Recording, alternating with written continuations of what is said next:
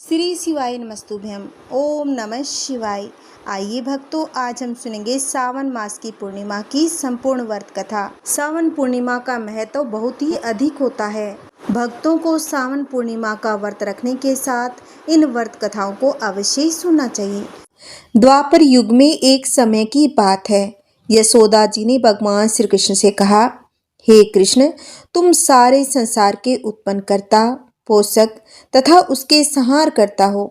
आज कोई ऐसा व्रत मुझसे कहो जिसके करने से मृत्यु लोक में स्त्रियों को विधवा होने का भय न रहे तथा यह व्रत सभी मनुष्यों की मनोकामना पूर्ण करने वाला हो।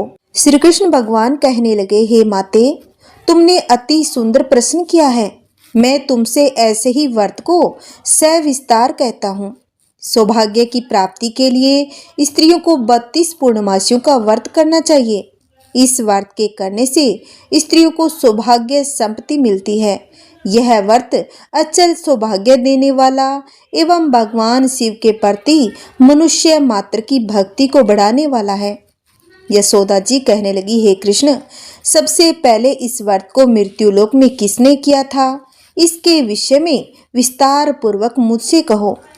श्री कृष्ण जी कहने लगे कि इस भूमंडल पर एक अत्यंत प्रसिद्ध राजा चंद्रहास से पालित अनेक प्रकार के रत्नों से परिपूर्ण कातिका नाम की एक नगरी थी। वहां पर धनेश्वर नाम का एक ब्राह्मण रहता था और उसकी स्त्री अति सुंदर सुशील रूपवती थी। दोनों ही उस नगरी में बड़े प्रेम के साथ रहा करते थे।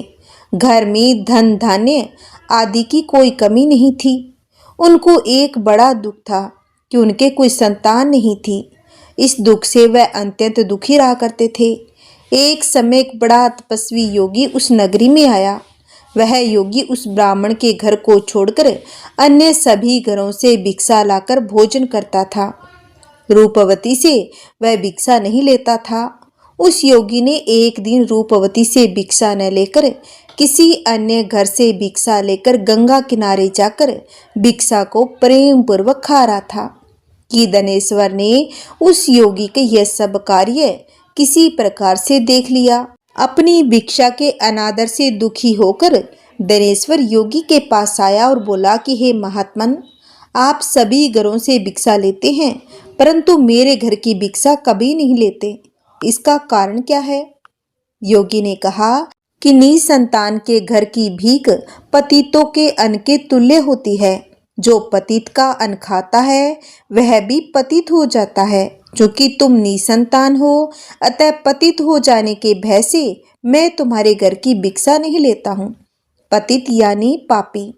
धनेश्वर यह बात सुनकर अपने मन में बहुत ही दुखी हुआ और हाथ जोड़कर योगी के पैरों में गिर पड़ा तथा आतर भाव से कहने लगा, हे महाराज, यदि ऐसा है तो आप मुझको पुत्र प्राप्ति का उपाय बताइए। आप सर्वज्ञ है, मुझ पर अवश्य ही यह कृपा कीजिए। धन की मेरे घर में कोई कमी नहीं, परंतु मैं पुत्र न होने के कारण अत्यंत ही दुखी हूँ। आप मेरे इस दुख का हरण करें। आप सामर्थ्यवान हैं। यह सुनकर योगी कहने लगे, हे ब्राह्मण, तुम चंडी की आराधना करो। और घर आकर उसने अपनी स्त्री से सब वृत्तांत कहा और स्वयं तप के निमित्त वन में चला गया।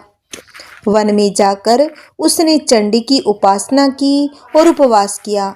चंडी ने 16वें दिन उसको स्वप्न में दर्शन दिया और कहा, हे धनेश्वर, जा, तेरे पुत्र होगा, परंतु वह 16 वर्ष की आयु में ही मृत्यु को प्राप्त हो जाएगा। यदि तुम दोनों स्त्री पुरुष 32 पूर्णमासियों का व्रत विधि पूर्वक करोगे तो वह दीर्घायु होगा। जितनी तुम्हारी सामर्थ्य हो आटे के दिए बनाकर शिव जी का पूजन करना, परंतु पूर्णमासी तो 32 हो जानी चाहिए। प्रातःकाल होने पर इस स्थान के समीप ही तुम्हें एक आम का वृक्ष दिखाई देगा। उस पर तुम चढ़कर एक फल तोड़कर शीघ्र अपने घर को चले जाना। अपनी स्त्री से सब वृत्तांत कहना। ऋतु स्नान के बाद वह स्वच्छ होकर भगवान शंकर जी का ध्यान करके उस फल को खा लेगी। तब शंकर भगवान की कृपा से उसको गर्भ रह जाएगा। जब वह ब्राह्मण प्रातःकाल उठा तो उसने उस स्थान के पास ही एक आम का वृक्ष देखा। जिस पर एक अत्यंत ही सुंदर आम का फल लगा हुआ था। उस ब्राह्मण ने उस आम के वृक्ष पर चढ़कर उस फल को तोड़ने का प्रयत्न किया, परंतु वृक्ष पर कई बार प्रयत्न करने पर भी वह न चढ़ पाया। तब तो उस ब्राह्मण को बहुत ही चिंता हुई और विघ्न विनाशक श्री गणेश जी की वंदना करने लगा। हे दयानिधे, अपने भक्तों के विघ्नों का नाश करके उनके मंगल कार्य को करने वाले, दुष्टों का नाश करने वाले, रिद्धि सिद्धि के देने वाले, आप मुझ पर कृपा करके इतना बल दे कि मैं अपने मनोरथ को पूर्ण कर सकूं। इस प्रकार गणेश जी की प्रार्थना करने पर उनकी कृपा से दनेश्वर वृक्ष पर चढ़ गया और उसने एक अति सुंदर आम का फल देखा। उसने विचार किया कि जो वरदान से फल मिला था यह वही है और कोई फल दिखाई नहीं देता। उस दनेश्वर ब्राह्मण ने जल्दी से उस फल को तोड़कर अपनी स्त्री को लाकर दिया और उसकी स्त्री ने अपने पति के कथनानुसार उस फल को खा लिया और वह गर्भवती हो गई। देवी जी की असीम कृपा से उसे एक अत्यंत सुंदर पुत्र उत्पन्न हुआ, जिसका नाम उन्होंने देवीदास रखा। माता पिता के हर्ष और शोक के साथ वह बालक शुक्ल पक्ष के चंद्रमा की भांति अपने पिता के घर में बढ़ने लगा। भवानी की कृपा से वह बालक बहुत ही सुंदर, सुशील और विद्या पढ़ने में बहुत ही निपुण हो गया। दुर्गा जी की आज्ञा अनुसार उसकी माता ने 32 पूर्णमासी का व्रत रखना आरंभ कर दिया था, जिससे उसका पुत्र बड़ी आयु वाला हो जाए। 16वां वर्ष लगते ही देवी दास के माता पिता को बड़ी चिंता हो गई कि कहीं उनके पुत्र की इस वर्ष मृत्यु न हो जाए। इसीलिए उन्होंने अपने मन में विचार किया, यदि यह दुर्घटना उनके सामने हो गई तो वे कैसे सहन कर सकेंगे। उन्होंने देवीदास के मामा को बुलाया और कहा, हमारी इच्छा है कि देवीदास 1 साल तक काशी में जाकर विद्या अध्ययन करे। उसको अकेला भी नहीं छोड़ना चाहिए, इसीलिए साथ में तुम चले जाओ और 1 वर्ष के बाद इसको वापस लौटा लाना। सब प्रबंध करके उसके माता पिता ने काशी जाने के लिए देवीदास को एक घोड़े पर बैठाकर उसके मामा को उसके साथ कर दिया। किंतु यह बात उसके मामा या किसी और से नहीं कही। दनेश्वर ने सपत्नीक अर्थात अपनी पत्नी के साथ अपने पुत्र की मंगल कामना तथा दीर्घायु के लिए भगवती दुर्गा की आराधना और पूर्णमासियों का व्रत करना आरंभ कर दिया। इस प्रकार बराबर 32 पूर्णमासियों का व्रत पूरा किया। कुछ समय के बाद एक दिन वह दोनों मामा और भांजा मार्ग में रात्रि बिताने के लिए किसी गांव में ठहरे हुए थे। उस दिन उस गांव में एक ब्राह्मण की अत्यंत सुंदरी, सुशीला, विदुषी और गुणवती कन्या का विवाह होने वाला था।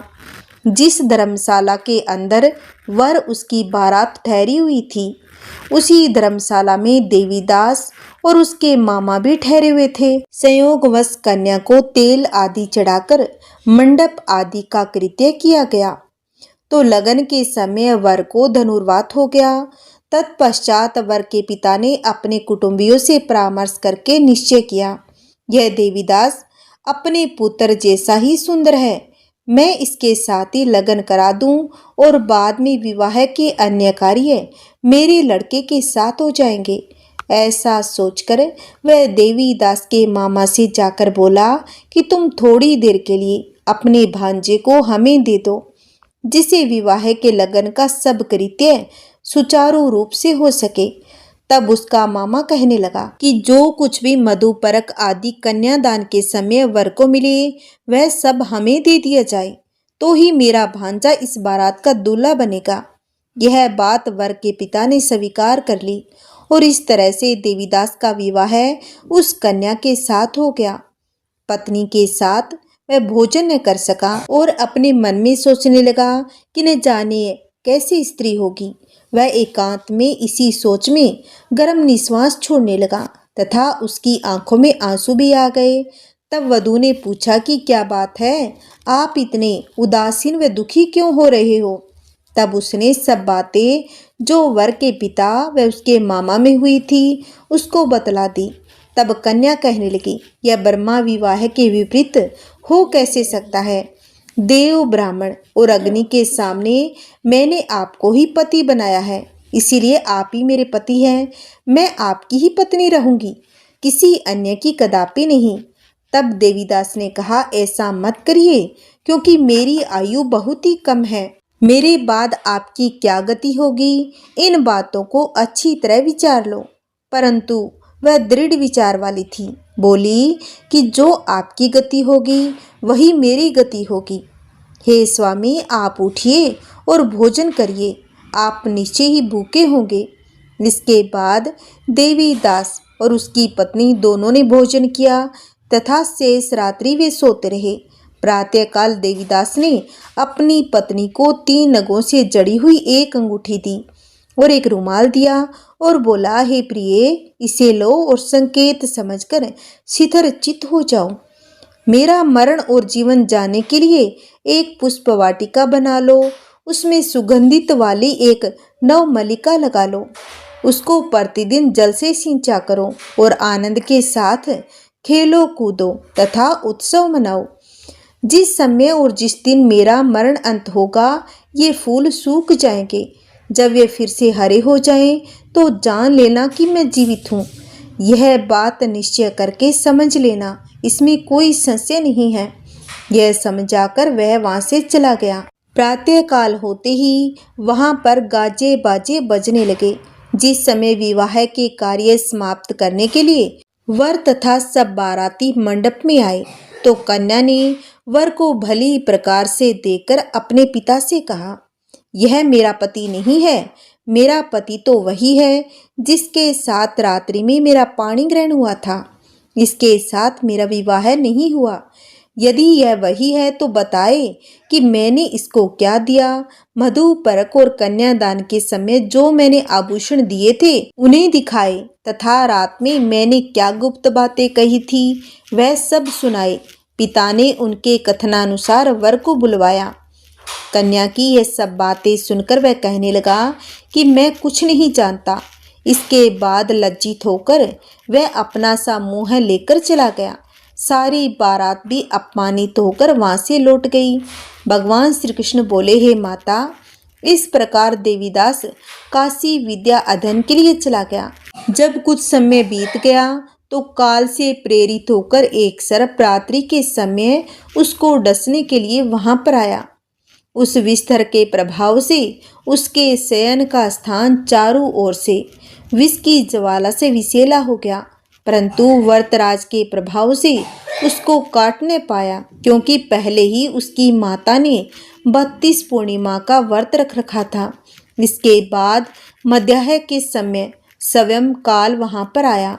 उसके शरीर से उसके प्राणों को निकालने का प्रयत्न करने लगा, जिससे वह मूर्छित होकर पृथ्वी पर गिर पड़ा। भगवान की कृपा से उसी समय पार्वती जी के साथ श्री शंकर जी वहां पर आ गए।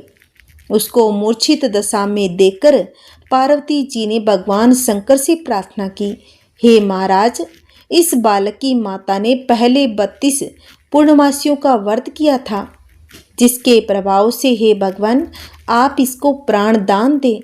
भवानी के कहने पर भक्त वत्सल भगवान श्री शिव जी ने उसको प्राण दे दिया। इस व्रत के प्रभाव से काल को भी पीछे हटना पड़ा और देवीदास स्वच्छ होकर बैठ गया। उधर उसकी स्त्री उसके काल की प्रतीक्षा किया करती थी। जब उसने देखा कि इस पुष्प वाटिका में पत्र पुष्प कुछ भी नहीं रहे, तो उसको अत्यंत ही आश्चर्य हुआ। जब वह वैसे ही हरी भरी हो गई तो वह जान गई कि वह जीवित हो गए हैं। यह देखकर वह बहुत ही प्रसन्न मन से अपने पिता से कहने लगी कि पिताजी, मेरे पति जीवित हैं, आप उनको ढूंढिए। जब 16वां वर्ष व्यतीत हो गया तो देवीदास भी अपने मामा के साथ काशी से चल दिया। इधर उसके ससुर उसको ढूंढने के लिए अपने घर से जाने ही वाले थे कि वह दोनों मामा भांजा वहां पर आ गए। उसको आया देखकर उसका ससुर बड़ी प्रसन्नता के साथ अपने घर में ले आया। उस समय नगर के निवासी भी वहां इकट्ठे हो गए। सबने निश्चय किया अवश्य ही इसी बालक के साथ इस कन्या का विवाह हुआ था। उस बालक को जब कन्या ने देखा तो वह पहचान लिया और कहा, यह तो वही है जो संकेत करके गया था। तदुपरांत सभी कहने लगे कि भला हुआ जो यह आ गया। सब नगरवासियों ने आनंद मनाया। कुछ दिन के बाद देवीदास अपनी पत्नी और मामा के साथ अपने ससुर के घर से बहुत सारा उपहार आदि लेकर अपने घर के लिए प्रस्थान किया।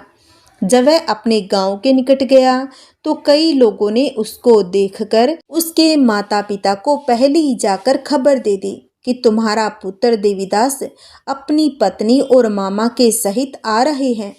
ऐसा समाचार सुनकर पहले तो उन्हें विश्वास ही नहीं हुआ, किंतु जब और लोगों ने भी आकर उनकी बात का समर्थन किया तो उनको बड़ा आश्चर्य हुआ। लेकिन थोड़ी देर में देवीदास ने आकर अपने माता पिता के चरणों में अपना सिर रखकर प्रणाम किया और उसकी पत्नी ने अपने सास ससुर के चरणों को स्पर्श किया और माता पिता ने अपने पुत्र और पुत्र वधू को अपने हृदय से लगा लिया और दोनों की आंखों में प्रेम के आंसू बह निकले। अपने पुत्र और पुत्र वधू के आने की खुशी में धनेश्वर ने बड़ा भारी उत्सव किया और ब्राह्मणों को भी बहुत सा दान दक्षिणा देकर प्रसन्न किया। श्री कृष्ण जी कहने लगे, इस प्रकार धनेश्वर 32 पूर्णमासियों के व्रत के प्रभाव से पुत्रवान हो गया। जो भी स्त्रियां इस व्रत को करती है वे जन्म जन्मांतर में विधव्य का दुख नहीं भोगती और सदैव सौभाग्यवती रहती है। यह मेरा वचन है, इसमें कोई संदेह नहीं मानना। यह व्रत पुत्र पोत्रों को देने वाला तथा संपूर्ण मनोकामनाओं को पूर्ण करने वाला है। 32 पूर्णमासियों के व्रत करने से व्रती की सब इच्छाएं भगवान शिव जी की कृपा से पूर्ण हो जाती है। जो भी स्त्री या पुरुष पूर्णमासियों का व्रत करते हैं, भगवान शिव जी की कृपा से उनकी सभी मनोकामनाएं पूर्ण होती है। अगर आप पूर्णमासियों का व्रत ना रख पाएं तो व्रत कथा तो अवश्य ही सुननी या पढ़नी चाहिए। बोलिए शिव पार्वती की जय, बोलिए विष्णु भगवान की जय, बोलिए माता लक्ष्मी की जय। आइए अब हम सुनेंगे एक और पूर्णमासी की कथा। एक बार की बात है, किसी नगर में एक सेठ और सेठानी रहा करते थे। सेठानी प्रतिदिन भगवान विष्णु की पूजा अर्चना श्रद्धा पूर्वक करती थी, लेकिन उसका पूजा करना उसके पति सेठ को बिल्कुल भी नहीं अच्छा लगता था। इसी वजह से एक दिन सेठ ने उसे घर से निकाल दिया। सेठानी घर से निकलने के बाद जंगल की तरफ निकल पड़ी। रास्ते में जाते समय सेठानी ने देखा कि जंगल में 4 आदमी मिट्टी खोद रहे थे। यह देखकर सेठानी उस आदमी के पास गई और उन लोगों से कहा, आप मुझे किसी काम पर रख लें। सेठानी के ऐसा कहने पर चारों आदमियों ने उसे नौकरी पर रख लिया। सेठानी बहुत ही कोमल थी, इस वजह से उसके हाथ पर छाले पड़ गए। यह देखकर चारों आदमियों ने सेठानी से कहा कि तुम यह काम छोड़ दो, तुम किसी अच्छे घर की लगती हो, इसकी जगह तुम हमारे घर का काम कर दिया करो। सेठानी ने कहा कि ठीक है। तब वह चारों आदमी सेठानी को अपने घर पर ले गए। वहाँ वह चारों आदमी 4 मुट्ठी चावल लाते थे, उसे आपस में बांटकर खा लेते थे।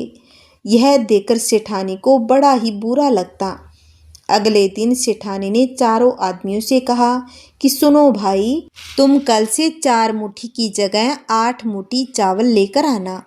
सेठानी के कहने पर चारों आदमी अगले दिन 8 मुट्ठी चावल लेकर आए।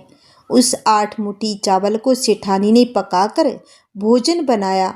उसे भगवान विष्णु को भोग लगाकर चारों आदमी को परोस दिया। जब चारों आदमियों ने उस भोजन को खाया तो वह भोजन उन लोगों को बहुत ही स्वादिष्ट लगा। उन्होंने सेठानी से कहा कि सुनो बहन, आज जो तुमने खाना बनाया है वह तो बहुत ही स्वादिष्ट था। यह सुनकर सेठानी ने कहा, यह भोजन भगवान विष्णु का जूठा है, इसी वजह से आप लोगों को यह बहुत ही स्वादिष्ट लग रहा है। सेठानी के जाने के बाद सेठ भूखा रहने लगा। आसपास के लोग उसे देखकर ताना मारने लगे कि यह आदमी सिर्फ अपनी पत्नी यानी सेठानी की वजह से ही भोजन किया करता था। यह सुनकर सेठ एक दिन अपनी पत्नी सेठानी को खोजने के लिए जंगल की तरफ निकल पड़ा। रास्ते में उसे वही 4 आदमी मिट्टी खोदते हुए दिखाई दिए। उसे देखकर सेठ ने कहा कि सुनो भाई, क्या तुम मुझे काम पर रख सकते हो? तब चारों आदमियों ने उसे भी काम पर रख लिया, लेकिन मिट्टी खोदने की वजह से सेठ के हाथों में छाले पड़ने लगे, क्योंकि सेठ ने इस तरह का काम कभी नहीं किया था। उसके बाल भी उड़ गए थे। यह देखकर उस चारों आदमियों ने कहा कि सुनो भाई, तुम यह काम रहने दो, तुम अच्छे घर के लगते हो, तुम हमारे घर चलो, वहाँ कुछ काम कर लेना। तब सेठ ने उन चारों आदमियों की बात मान ली और वह उनके साथ उनके घर की तरफ चल पड़ा। घर पहुंचने के बाद सेठ ने सेठानी को देखते ही पहचान लिया, लेकिन सेठानी घूंघट में थी।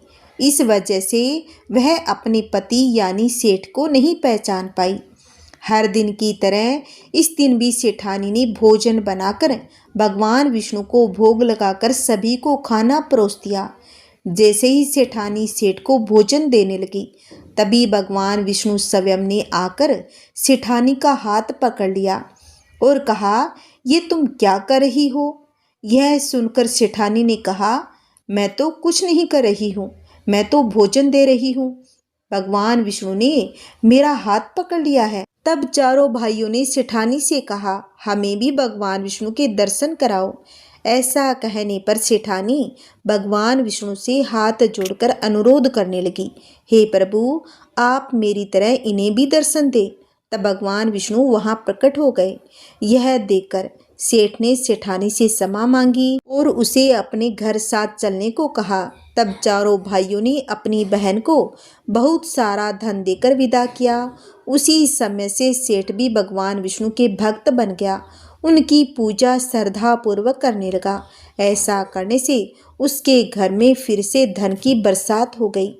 ऐसी मान्यता है, जो भी मनुष्य पूर्णमासी की दिन व्रत रखकर इन कथाओं को आनंद से सुनता है, भगवान विष्णु उनकी सभी मनोकामनाओं को पूर्ण करते हैं। तो आइए भक्तों, अब हम सुनेंगे भगवान विष्णु की आरती। इसे भी आप पूरी श्रद्धा से सुनिएगा। ओम जय जगदीश हरे स्वामी, जय जगदीश हरे। भक्त जनों के संकट, दास जनों के संकट, क्षण में दूर करे। ओम जय जगदीश हरे। जो ध्यावे फल पावे, दुख विन से मन का, प्रभु दुख विन से मन का।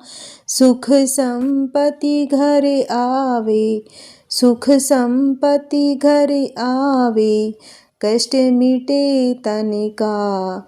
ओम जय जगदीश हरे। मात पिता तुम मेरे, शरण गहूँ मैं किसे की, स्वामी शरण गहूँ मैं किसे की। तुम बिन और न दूजा, तुम बिन और न दूजा, आस करूँ मैं जिसकी। ओम जय जगदीश हरे। तुम पूर्ण परमात्मा, तुम अंतर्यामी, स्वामी तुम अंतर्यामी। पार ब्रह्मा परमेश्वर, पार ब्रह्मा परमेश्वर, तुम सबके स्वामी। ओम जय जगदीश हरे। तुम करुणा के सागर, तुम पालन करता, स्वामी तुम पालन करता। मैं मूर्ख खल कामी, मैं मूर्ख खल कामी, कृपा करो भरता। ओम जय जगदीश हरे। तुम हो एक अगोचर, सबके प्राणपति, स्वामी सबके प्राणपति। किस विधि मिलूं दया में, किस विधि मिलूं दया में, तुमको मैं कुमति। ओम जय जगदीश हरे। दीन बंधु दुख हरता, तुम ठाकुर मेरे स्वामी तुम ठाकुर मेरे। अपने हाथ उठाओ, अपने हाथ उठाओ, द्वार पड़ा तेरे। ओम जय जगदीश हरे। विष विकार मिटाओ, पाप हरो देवा स्वामी पाप हरो देवा। श्रद्धा भक्ति बढ़ाओ, श्रद्धा भक्ति बढ़ाओ, संतन की सेवा। ओम जय जगदीश हरे। श्री जगदीश्वर जी की आरती जो कोई नर गावे, स्वामी जो कोई नर गावे। कहत शिवानंद स्वामी, कहत शिवानंद स्वामी, सुख संपत्ति पावे। ओम जय जगदीश हरे। स्वामी जय जगदीश हरे। बोलिए श्री विष्णु भगवान की जय, बोलिए माता लक्ष्मी की जय।